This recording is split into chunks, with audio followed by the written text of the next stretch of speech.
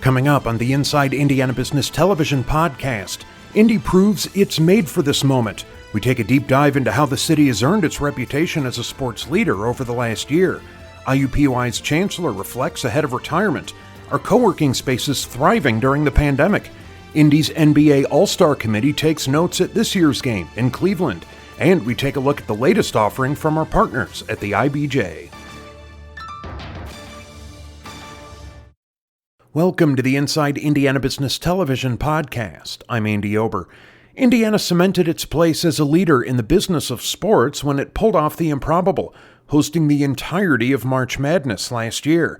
Indiana Sports Corp President Ryan Vaughn joined Inside Indiana Business host Gary Dick for an extended interview to talk about how it happened and a documentary showing how Indy and Indiana were made for this moment. First of all, why do this? Why do this documentary? It's very well done. I've seen most of it, very well produced. Why put this together? You know, we actually started this documentary before COVID. It was an effort to capture kind of our rich history and the impact that our mission has had on our community. You know, sports have certainly helped shape both the economics and the geography of our city and state. And so we wanted to tell that story. And about halfway through it, of course, the world changed. It presented a really unique opportunity to turn the lens from a broader story about the impact of sports to this very unique moment that quite literally we were built for. Yeah. And part of this story, too, which I think is very important, is building up to how Indianapolis and Indiana became made for this moment, going back to the 1982 Sports Festival, the 87 Pan Am Games. So a lot of historical content in there as well. Yeah, no, it's a really great summary. In fact, you know, even members of our own staff who were young and maybe not around at those times have learned a great deal just by sitting down and watching it. It's a great civic lesson about what we can accomplish when we all work together, put our minds towards something, and what great impact we can have on our community. Yeah, and the world, as you said, did change with the pandemic, and it really began, the dominoes began to fall, if you will, at the 2020 Big Ten tournament in downtown Indianapolis. Here's a clip from the documentary that kind of captures the sense of urgency as the pandemic shut things down. I remember being in a room and seeing the Bankers Life Fieldhouse leadership run past, and I thought to myself, this is bad. I mean, we had heard about what was happening in the NBA and we had heard about what had happened at other events, but it was happening at our event, and that's what made all the difference. And I think that's when reality really hit. The next day, you know, day 2 of the tournament, and there were a lot of things being discussed, and it was literally 10 minutes before the doors are supposed to open, and then it's 5 minutes before the doors are supposed to open. Then eventually it was like, all right, we're going to hold the doors and not let people in. And then the Big Ten shuts down. Then the NCAA shuts down. And then the world shuts down. You know, we were all living by the seat of our pants at that point. So sports, basketball, sports shut doing at that point or shortly thereafter. And you get a call a little bit later in the year, Ryan, from the NCAA saying they're considering doing the tournament in 2021 at one location. What was your thought process when you got that call?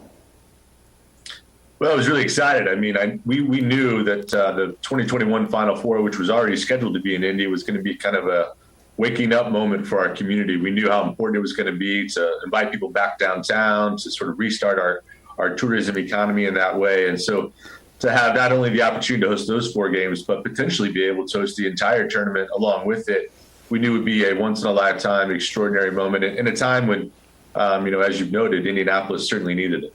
Yeah, Indy pulled it off. How did it happen? We're going to go in depth on this in the second half hour of the show. But the logistical, I think Mark Emmert from the NCAA said outside of the Olympics, he can't imagine any other event with more challenges from a hosting standpoint. What was it like doing it? How did it happen? Well, yeah, I think what the documentary shows is that but for that 40-year history of partnerships and experience and relationship building and process building, quite frankly, I'm not sure we would have been ready to pull it off. But we had that great history. We had those relationships. And, you know, the thing that sets this community apart, and I really believe this, is how quickly we all work together when we put our mind to something. And so we were literally just phone calls away from partners to rally together and you know, put our best foot forward. And, you know, thanks to the community of volunteers and the leadership at the state and the city and the CIB, Visit Indy, and we were able to do it. Hey, we have to be quick on this one, but obviously there was economic impact to the city and the state for that. But in terms of what this message that it sent to big conventions and big events and others around the country, around the globe, considering locating, how big of a factor did Indy's performance play, to those constituents? It was huge. My peers around the country called and congratulated us when it was done. And in the course of those conversations, I became aware of just how much permission it had given them in their own communities to start taking risk and opening back up. There was so much riding on this. Was there a level of pressure that was felt here in Indianapolis to pull this event off? Yeah, it was certainly a heavy responsibility. First, thank you to the NCAA for trusting this community with that, immense opportunity. But, I think most people know and appreciate that as it relates to college sports, particularly the NCAA, men's college basketball is the event that funds a variety of other sports. And so if that doesn't happen, if for a second year in a row, those revenues don't materialize, you're looking at colleges and universities across the country having to slash athletic budgets and programs and opportunities for kids.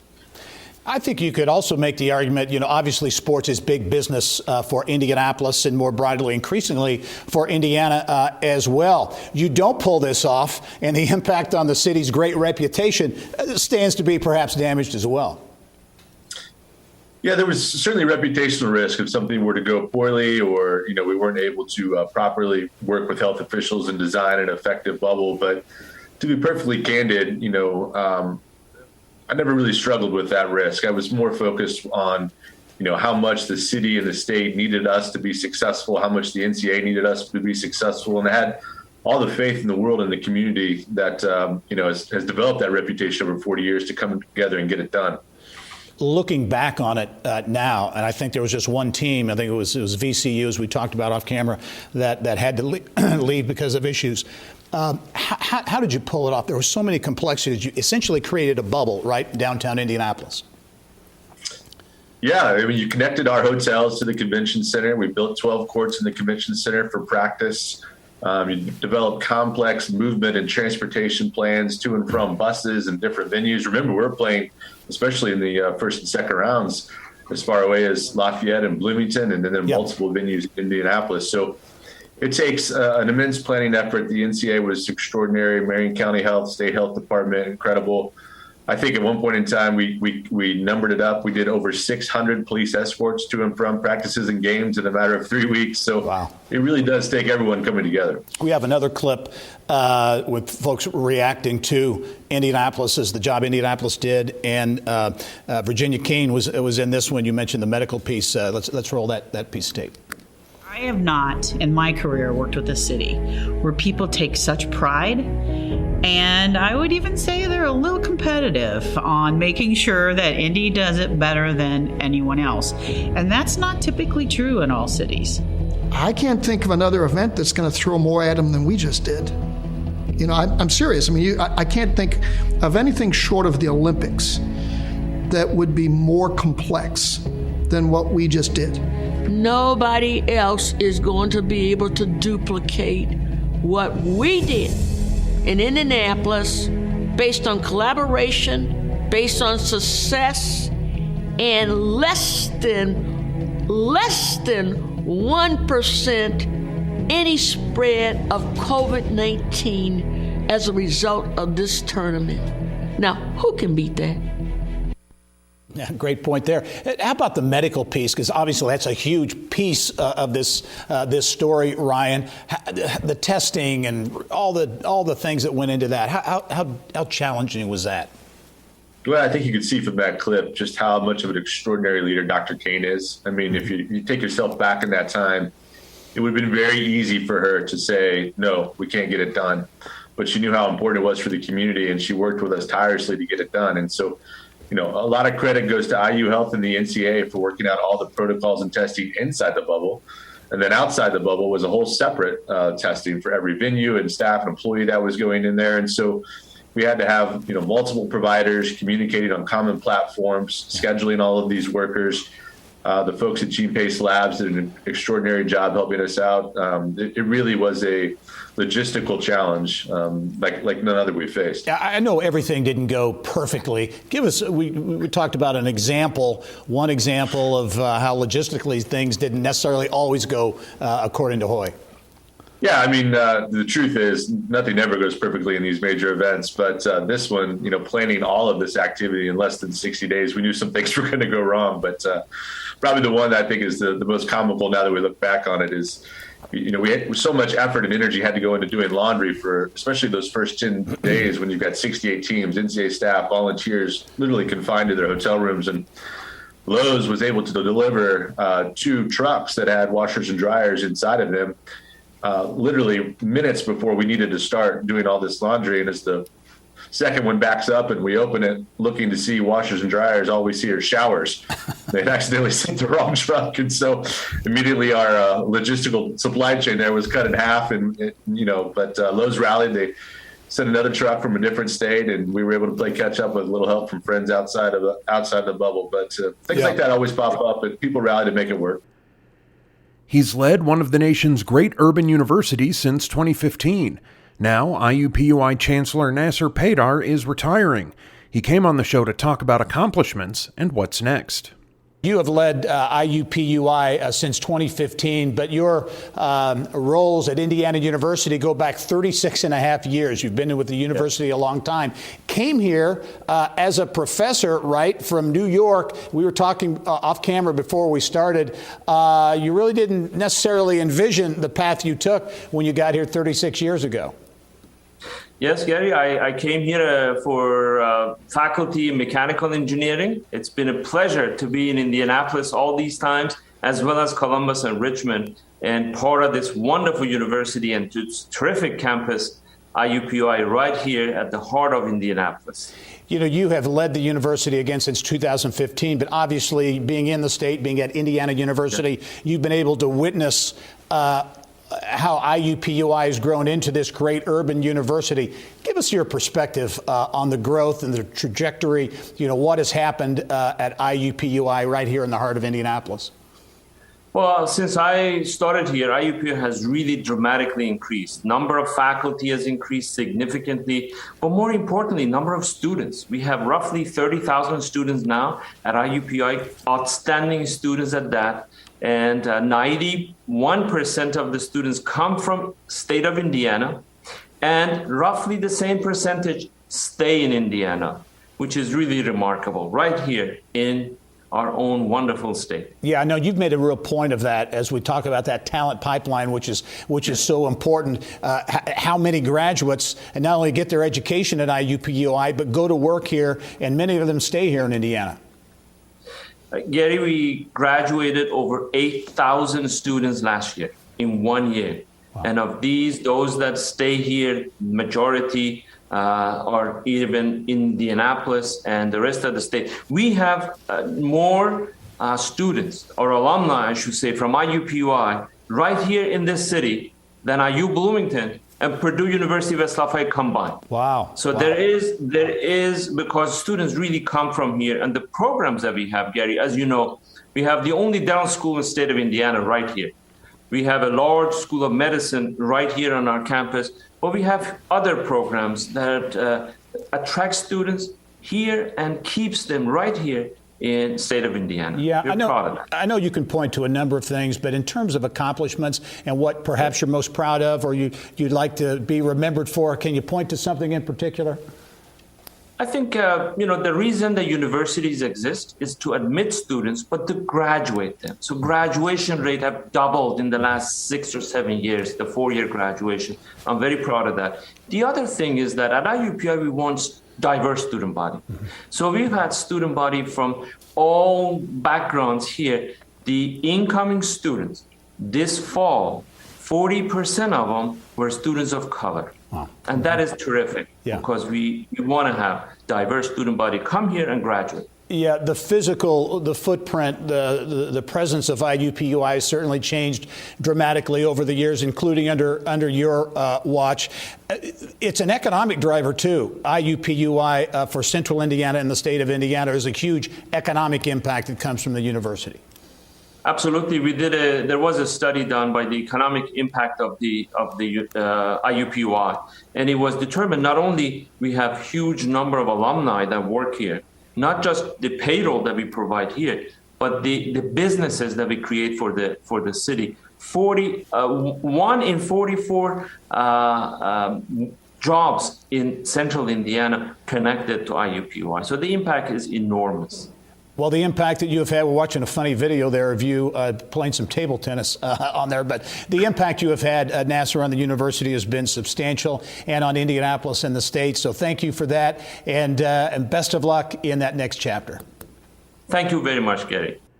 How are Indiana's co-working spaces faring during the pandemic? Reporter Mary Rachel Redmond spoke with tech entrepreneur and Launch Fishers founder John Wexler to find out. Perhaps one of the bright spots to emerge out of the pandemic is the surge in entrepreneurs and startups across the country, but especially in Indiana. And look no further than one of the state's first and largest co-working spaces housed in Hamilton County, Launch Fishers.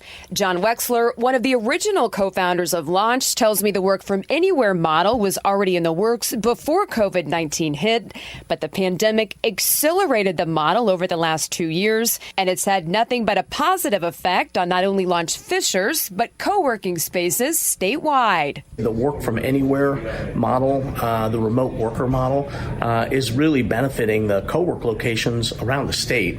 We're seeing opportunities for people that may work for a company that's based in New York or California, for the workers to be right here in Fishers or in Indianapolis and work right here from Launch Fishers or one of the other state's co-working centers. So we had a period of time where everything was basically shut down, and then as we returned back to work with measures in place to make sure that the environment was safe and that everybody stayed healthy, what we found is a new comfort level as people have learned how to kind of work together and and refill the space. We're seeing levels of work that we haven't seen in years.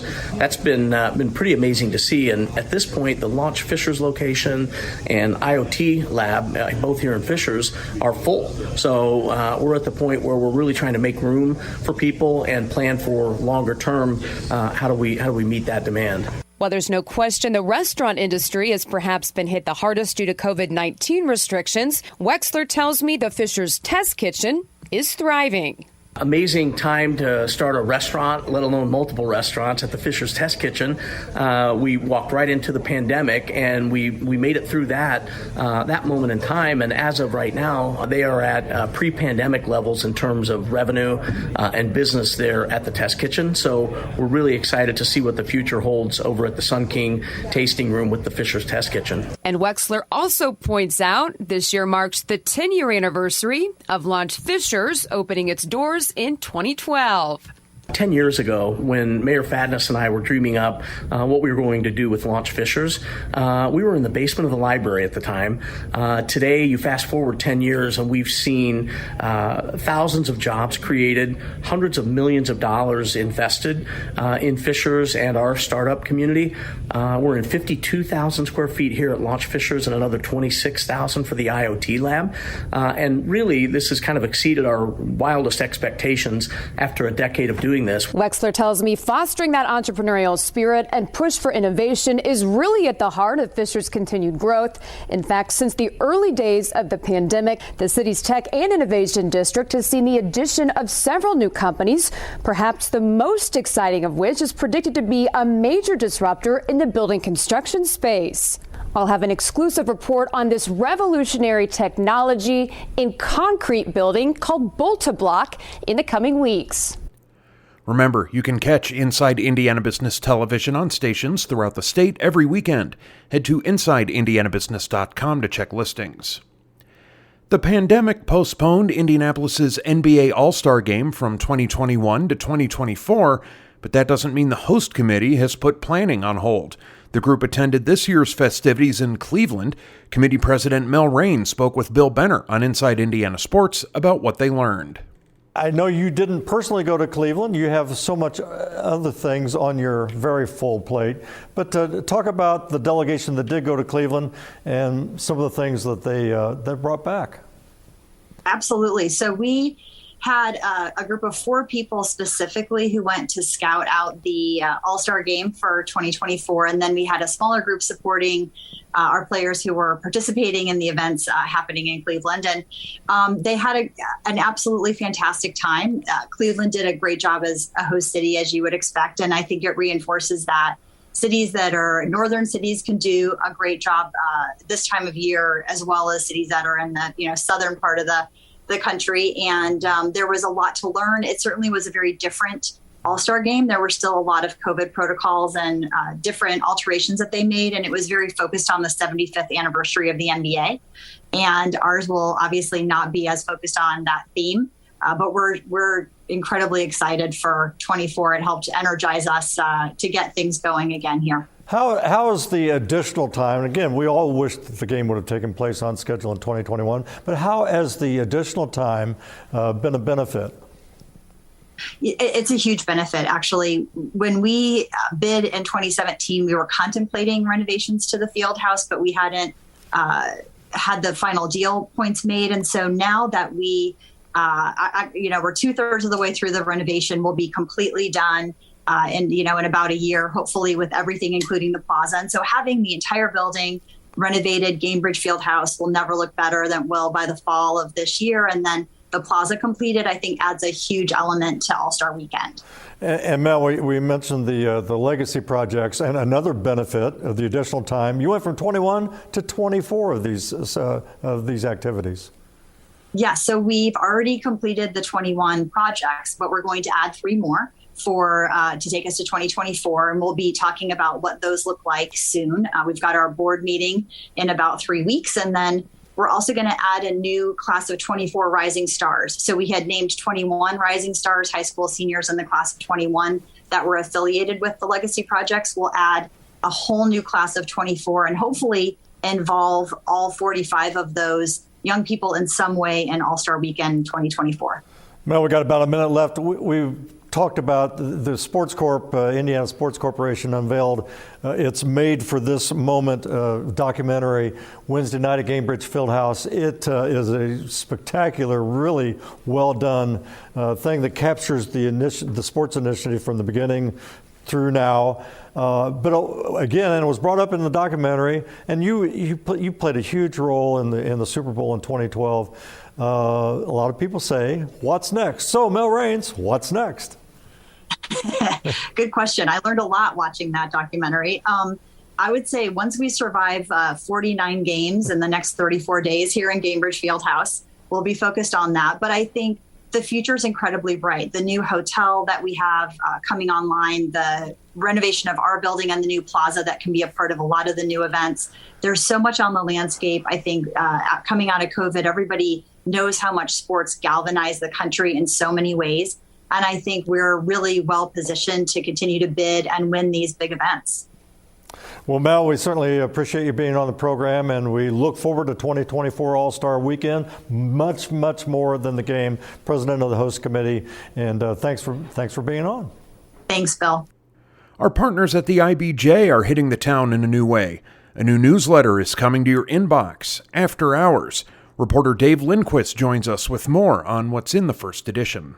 Tell us what After Hours, brand new e-newsletter, what it's all about. I started at the Indianapolis Business Journal in October, and they gave me this invigorating beat that's a hybrid of retail news, restaurants, and what I've done for many years, arts and entertainment coverage. And it's a lot of fun to write about all those things. And this new email newsletter kind of combines it with a little heavier emphasis on arts and entertainment and pop culture. Yeah, and I know you always have scoops, too, so you can look for some breaking news in those newsletters as well. Hey, in this first newsletter, you've got an interesting mix of stories, including a number of really cool murals that are going to be going up as part of that massive makeover at Gainbridge Fieldhouse. Yes, Pacer Sports and Entertainment and the CIB, which owns the Fieldhouse, partnered with the Indy Arts Council to commission more than 20 new pieces of art. In the lower suite level corridor, there are going to be some framed pieces that are like nice textures. You can look at them real close. And also on the main concourse and the balcony concourse are some larger murals. And the concept, kind of coming from CEO Rick Fuson, is to tell the story of basketball in Indiana, the Indiana Pacers themselves, the Fever, and that building, which has been around since 1999 and has hosted a lot more than just basketball. Yeah, that'll be very interesting to see. Plus, the one that really interests me, this is an amazing story. Mad Men star John Hamm portraying former WIBC legendary newsman Fred Heckman and playing out the Tony Kuritzis case essentially on a podcast. Yeah, that one just kind of rolled up this week that Amazon Studios, in addition to all their other filmed entertainment, they're also in podcasts. One of their original podcasts is something called American Hostage. And they're telling the story, one of the more bizarre, chilling hostage stories in the 20th century, as far as I'm concerned, when Tony Kuritzis held his mortgage banker hostage on a wire and a shotgun for several days. And this story is told on this podcast from the perspective of Fred Heckman, who, kind of a larger-than-life character. Absolutely. Hey, real quick, Dave, you've also got an interesting story for the print edition of IBJ on Gang Gang's diversity initiative in downtown. Yeah, I'm really excited to share this story. In 2020, Gang Gang formed as a cultural development firm, kind of a startup, not in tech, but in kind of the cultural and creative arts. It's led by Molly Jeffers and Alan Bacon, and this new initiative is placing 3 Black-owned businesses in downtown. So they always lead with, like I said, cultural and creative ideas. And the 3 businesses are a streetwear company called Nap or Nothing, a pizzeria called The Missing Brick, and a media company called Media. And I think you probably had all those people on with you. Yep, absolutely. Hey, Dave, great, and congrats on the new e-newsletter. After Hours, we'll be looking for it. Dave Lindquist from the IBJ. We'll talk to you soon. Thanks so much. All right. And finally this week, we've put together a special panel to talk about how Indianapolis went from hosting the 87 Pan Am Games to welcoming the Super Bowl and more. Our special Made for This Moment panel features Inside Indiana Sports contributor Bill Benner, Indiana Sports Corp President Ryan Vaughn, and former Indiana Sports Corp President Sandy Knapp. Great to have Ryan, the current president, but Sandy, president number 1 of the first local sports commission, right? In the United States, 1979, I think, was when that all came about. Talk about, Sandy, your perspective, thinking back to those early days and the development of Indianapolis as a sports capital and how it all came together. Well, Gary, I think in the beginning it was a lot of smoke and mirrors because they're really, I don't think there was anybody that could have anticipated that 40 years later, Indianapolis would have morphed into the wonderful city it is, and that the sports movement would have had such a meaningful role in that transformation. In January of 1980, Sue Ross, my secretary, and I moved into the lobby of the Hyatt Regency in basically retail space. And our biggest challenge was trying to conduct business while they had a tea dance.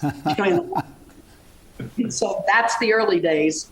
And the sophistication, the polish, just everything about Ryan and his crew and what they've accomplished is just, it's just remarkable.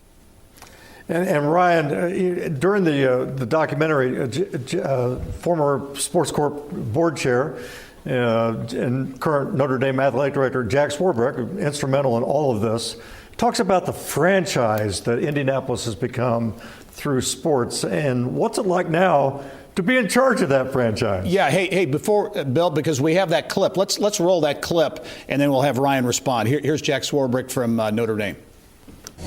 It is absolutely critical never to lose a franchise, and that's what this is. It's a franchise. New York doesn't have debates about whether to maintain Broadway or Wall Street. It is so hard to get a franchise, and when you get one, you need to maintain it and keep it. A person once told me, dance with the one that brung you. and the one that brung us was sport. And I will always be committed to dancing with the one that brung me. I mean, we're not done. We're starting a new run.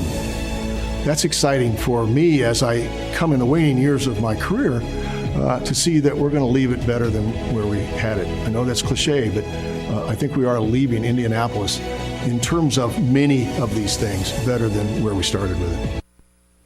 Yeah, Ryan, that's the clip I referred to. Just amplify on that. And like I said, you're now in charge of that franchise. You know, I actually thought it was one of the most salient points in the entire documentary. Jack's obviously a tremendous leader, but his sort of ability to see how important that is to a community. It's really its brand, what it's known for, and that's who we are. And it's a great honor to be the current steward of that great mission, but it's also a heavy honor. I mean, you look at the accomplishments of all the folks that have come before. And it's your job not only to sustain, but to help grow and evolve it. And it's a challenge I and my team and the board accept. And it's great to be supported by people like Sandy and those that have come before us who continually encourage us and provide us insights and help in how we grow.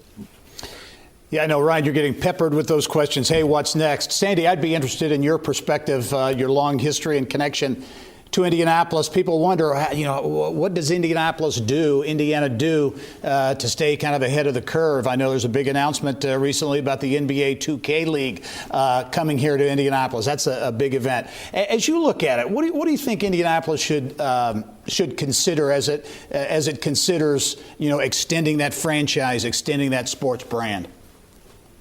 I'm not sure I can name a specific event. I think that what Indianapolis has done a really magnificent job of is really identifying events that are good fits for our city.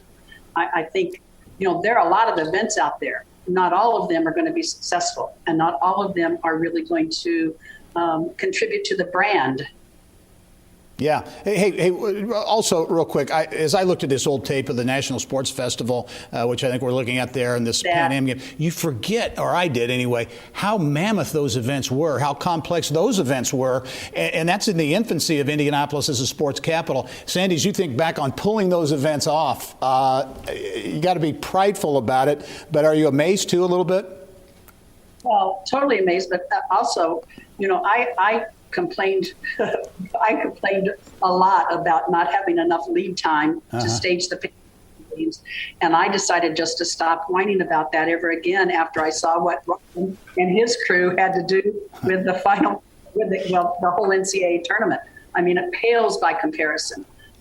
So I think part of the difference, though, is that when you're building something, the energy level and the excitement is it's just different than when you in the later stages, as we now are with the sports initiative. Yeah. Ryan, one of my takeaways from the documentary, I said immediately after, I said, you need to take this and put it in front of anybody that wants to bring a convention, a sporting event, whatever it might be. They need to see a synthesized version of this, because it really underscores this, again, using Jack's words, the we've created here.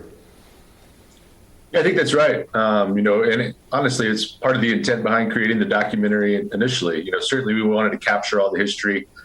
We wanted to capture the moment of March Madness, but we also need to continually find new ways to tell our story and to stay atop of that very competitive industry, which is attracting events. And so this was a great way to do that. Very generous gift by our former board chair, Scott Dorsey, to one, recognize that need, but then step up and help us accomplish that as he stepped down from his chairmanship. Yeah. Well, Go ahead, Sandy. I think it's also a tool that can help the next generation understand how we got to where we are. Because if you don't remember how you got to where you are, oftentimes you can slide back. And so, and you can take for granted how great everything is now. Well, it wasn't always that way. So I think it's also going to be a tool that can be used. I know when I was talking to Conrad Picarillo at Innovative Edit, I said, how's it going to be distributed? Because that was my major concern, was the next generation. Yeah. Yeah, I think that is a great point, and either one of you can answer or try to answer this one. But again, Indiana Sports Corporation, the first local sports commission. Now there are probably hundreds around the country at various sizes and cities and states and regions. What's been the secret sauce of Indianapolis? It's one thing to get to a high level, but to maintain that level over a consistent long period of time is pretty incredible. What's been the key? I know volunteers and leadership, but how do you sustain that going forward? Well, for me, it's been the people, and it's been the people regardless of their political party, whether they're local elected officials or state elected officials, who all realize how important and impactful it has been, and how necessary it is to keep this mission sort of above the fray. We're not out chasing controversial major events like a political convention. We're focused on events that bring the community together, that lift us all up, and that have that tremendous economic impact and really reflect our genuine Hoosier hospitality and who we are. And as long as we stay dedicated to that and people continue to believe in our mission, I think we'll continue to be successful. I think there's another sort of immeasurable component, and that is success breeds success. And as Indianapolis continues to deliver, it just sets the foundation that much further ahead. If we'd had a bunch of bombs, which, knock on wood, has not had a lot of bombs, I think the story would be different. But success breeds success, and people want to be a part of something that's fun and exciting and successful. I think that's a great way to wrap it up. Sandy Knapp, the very first president of the Indiana Sports Corporation, Ryan Vaughn, the current president of the Sports Corporation. Great perspective on a sports movement, and also a great documentary. Thank you to you both. That wraps up this week's Inside Indiana Business television podcast. Remember, you can find all of this week's TV segments, as well as the top business news from throughout the state, at InsideIndianaBusiness.com. While you're there, you can also subscribe to our platform of free e-newsletters. This is Andy Ober for Inside Indiana Business.